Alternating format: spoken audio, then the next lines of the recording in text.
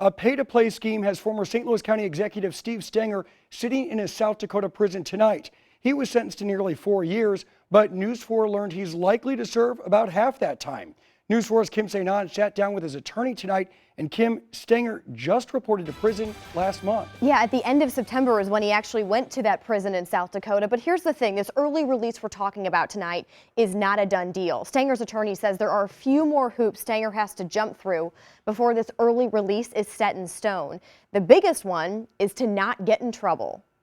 Steve Stenger's release date is noticeably shorter on the prison locator website. Now set to get out from the Yankton Minimum Security Prison in South Dakota after just over 2 years in December of 2021. They're making the calculation based on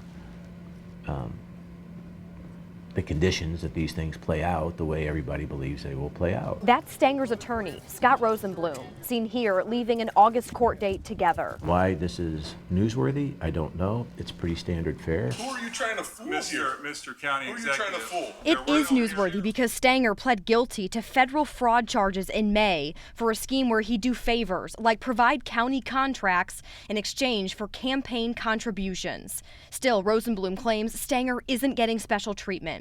The well-known St. Louis defense attorney tells News 4 almost all federal inmates can earn 54 days off every year for good behavior.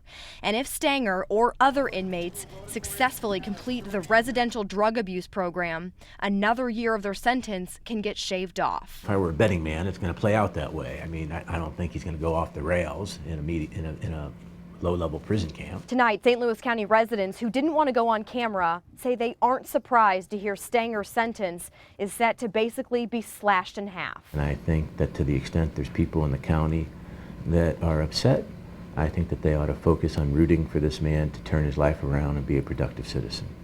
Rosenblum says Stenger gets out of prison. After that, he would likely go to a halfway house for about 6 months. I tried reaching out tonight to several county council members for reaction and was told they were either out of town or unavailable to chat tonight. Chris? All right, Kim, a lot of people will be watching that story closely over the next